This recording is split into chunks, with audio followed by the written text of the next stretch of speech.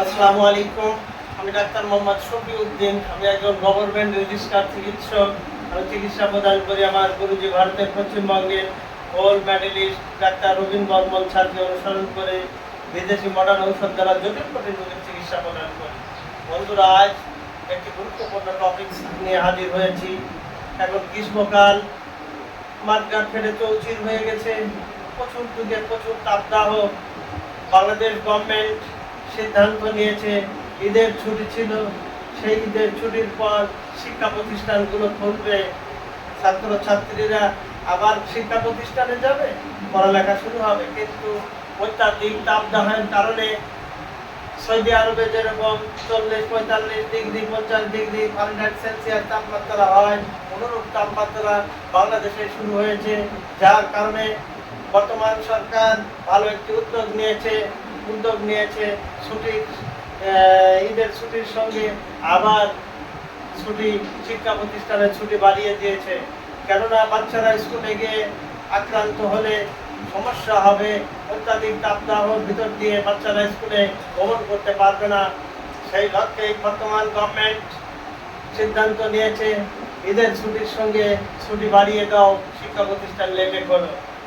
বৃষ্টি হোক, শান্ত হোক পরিবেশ, ভূপৃষ্ঠ উত্তপ্ত কমে, বৃষ্টির পরে যখন ভূপৃষ্ঠ উত্তপ্ত কমবে, শীতল হবে ভূপৃষ্ঠ, তখনই আবার শিক্ষা প্রতিষ্ঠান খোলা হবে, ছেলেমেয়েরা স্কুল কলেজে শিক্ষা প্রতিষ্ঠানে যাবে। আমরা স্বাগতম জানাই সরকারের এই উদ্যোগকে। সরকার ভালো একটি উদ্যোগ নিয়েছে, ছাত্রছাত্রীরা যাতে ক্ষতিগ্রস্ত না হয়। পক্ষান্তরে ভালো থাকতে হলে আমাদেরও সচেতন হতে হবে। গভর্নমেন্ট যেরকম উদ্যোগ নিয়েছে, আমাদেরও নিজেই সচেতন হতে হবে, তবেই আমরা সুস্থভাবে বেঁচে থাকতে পারবো, স্বাস্থ্য ভালো থাকবে। এই অতিরিক্ত গরমের কারণে জল বসন্ত প্রভাব বেড়ে গেছে। পাড়ায় পাড়ায়, মহল্লায় মহল্লায়, গ্রামগঞ্জে সর্বস্থানে জল বসন্তর আবির্ভাব হচ্ছে, অনেক রোগী আক্রান্ত। এই সময় জল বসন্তর হাত থেকে রক্ষা পেতে হলে, চিকেন পক্সের হাত থেকে রক্ষা পেতে হলে আমাদেরকে সচেতনতা অবলম্বন করতে হবে। হয়তো মাঠঘাটে রৌদ্রে যাওয়া যাবে না। বেলা 11টার পর থেকে বেলা 3টা পর্যন্ত এই সময় তাপদাহ বেড়ে যায়। এই সময় হয়তো ঘরের বাইরে আনাগোনা করা আমাদের উচিত নয়, ঘরের বাইরে যাওয়া যাবে না। বৃক্ষের নিচে অথবা বাড়িতে শীতল স্থানে আমাদের অবস্থান করতে হবে। শরীরের প্রতি যত্নবান হতে হবে, তবেই আমরা সুস্থ জীবনযাপন করতে পারবো, জল বসন্ত নামক রোগ থেকে মুক্ত থাকতে পারবো। অতি তাপদাহের কারণে, অতিরিক্ত গরমের কারণে এই জল বসন্ত রোগটার প্রভাব বেড়ে গেছে। এটা ভ্যারিসোলা জন্টার নামক ভাইরাস থেকে এর আবির্ভাব হয়। এই আবির্ভাবে বেশি ক্ষতিগ্রস্ত হয় শিশু আর বৃদ্ধরা, এরা বেশি ক্ষতিগ্রস্ত হয়। তাই এই সময় বাচ্চাদের আমাদের কেয়ারে রাখতে হবে। অযথা যেন বাচ্চারা রোদের ভিতর দৌড়াদৌড়ি না করে। বৃদ্ধ মানুষ যারা আছেন, তারা আমাদের সংসারে, আমাদের পিতামাতা, দাদা দাদি, নানা নানি, যারা আত্মীয় স্বজন বৃদ্ধ আছে, তারা যেন অহেতুক রোদ্রের ভিতর চলাফেরা না করে, ঘোরাঘুরি না করে, সেদিকে আমাদের দৃষ্টি রাখতে হবে। তবেই এই রোগটির ঝুঁকি থেকে আমরা বাঁচতে পারবো। আর যাদের জল বসন্ত আক্রান্ত হয়েছে, যে সকল শিশু বাচ্চাদের জল বসন্ত শুরু হয়েছে, তাদের আলাদা করে রাখতে হবে। একই ফ্যামিলির বাচ্চাদের অন্য বাচ্চার থেকে ডিভাইডেড করে দিতে হবে এবং এই জল বসন্ত আক্রান্ত শিশুদেরকে মশারির মধ্যে রাখতে হবে। কেননা এই ভাইরাসটা 14 থেকে 21 দিন পর্যন্ত মানব দেহে থাকতে পারে। এই সময় কুসুম গরম পানি খাবার সহ স্বাভাবিক খাবার খাওয়াতে হবে, যাতে শরীর ভালো থাকে এবং শরীর যাতে না চুলকায়, সেদিকে পরিষ্কার পরিচ্ছন্ন বিছানায় রোগীদের রাখতে হবে, যাতে কোনো শরীরে চুলকানোর কারণে ফাঙ্গাস বা ব্যাকটেরিয়া জনিত কোনো শরীরে আক্রমণ করে চর্মরোগের সৃষ্টি না করে, সেদিকে দৃষ্টি দিতে হবে। সাধারণত 2 থেকে 8 বছরের শিশুদের এই রোগ বেশি হয়। এই সময় অত্যাধিক প্রথমে ঠান্ডা কাশির আবির্ভাব হয়, ঠান্ডা কাশির সঙ্গে সঙ্গে জ্বর, তারপরে শরীরে লাল গুঁড়া দেখা যায়। এই গুঁড়া নিয়েই এর আবির্ভাব হয়, সারা শরীর ব্যথায় জরাজীর্ণ হয়ে যায়, বাচ্চারা ঘুমাতে পারে না, নাও খাওয়া করতে পারে না ঠিক মতো, শরীর দুর্বল হয়ে যায়। তাই এই সময় আমাদের বাচ্চাদের প্রতি দৃষ্টি দিতে হবে, আমাদের মুরব্বীদের প্রতি দৃষ্টি দিতে হবে, তারা যাতে সুস্থ জীবনযাপন করতে পারে। এই তাপদাহের সময় তাদের শরীরে যেন এই জ্বর বসন্তর আগমন না হয়, সেদিকে দৃষ্টি দিতে হবে।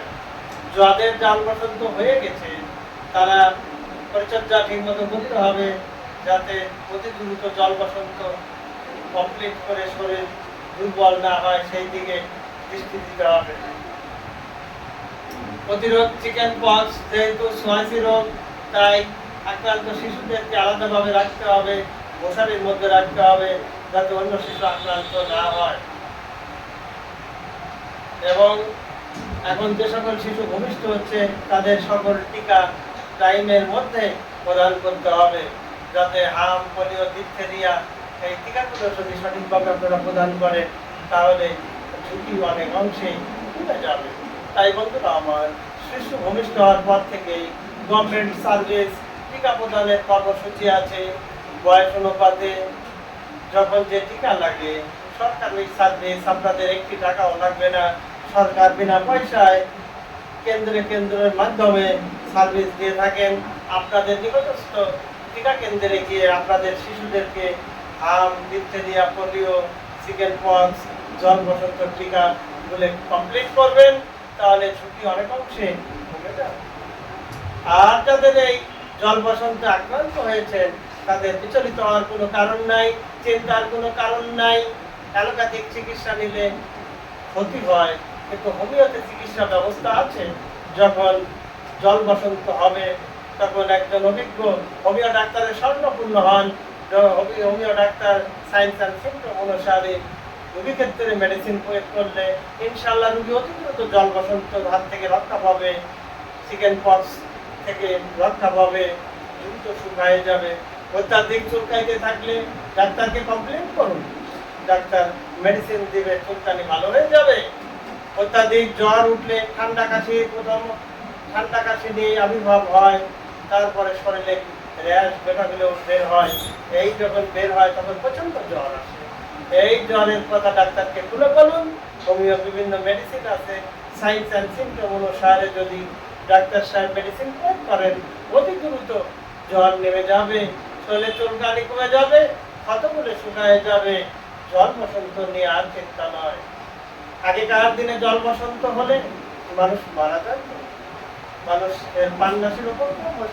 বর্তমান গভর্নমেন্ট টিকা প্রদানের কর্মসূচির মাধ্যমে বাংলাদেশ থেকেই জল বসন্তে চিকেন পক্সে কোনো মানুষ মারা যায় না।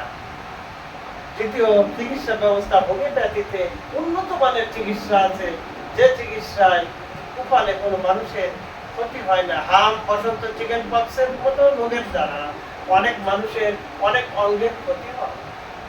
অ্যালোপ্যাথিক বন্ধুরা চিকিৎসা দিয়ে থাকেন, কিন্তু ক্ষতির দিকে তাকান না, বিভিন্ন অ্যান্টিবায়োটিক খাওয়ান, যার কারণে পরবর্তীতে জটিল আকার ধারণ করে এই রোগের কারণে অনেক জটিল জটিল রোগ শরীরে বাসা বাঁধে। পক্ষান্তরে হোমিও চিকিৎসায় দ্বারা এই রোগ আরোগ্য হবেন।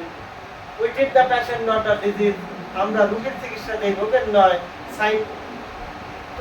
সিম্পটম অনুসারে আমরা যদি হোমিও মেডিসিন দিয়ে চিকিৎসা করি, রোগীর ক্ষতি হওয়ার কোনো আশঙ্কা থাকবে না, জটিল কোনো রোগের সম্ভাবনা থাকবে না। ভবিষ্যতে এই রোগের দ্বারা চিকেন পক্স বা জ্বর বসন্তের দ্বারা শরীরে ক্ষতির কোনো সম্ভাবনা থাকবে না, সুস্থ জীবনযাপন করবেন। এই সময়, এই তাপদাহের সময় প্রচন্ড গরমে অধিক মাত্রায় জ্বর বসন্ত পেশেন্ট আমরা পাচ্ছি, বেড়ে গেছে। তাই জ্বর বসন্তর হাত থেকে রক্ষা পেতে হলে আপনাদের ছেলে মেয়েদেরকে অযথ রোদের ভিতর ঘোরাঘুরি করতে দেবেন না। শীতল বৃক্ষের নিচে অথবা বাড়ির শীতল স্থানে রাখুন।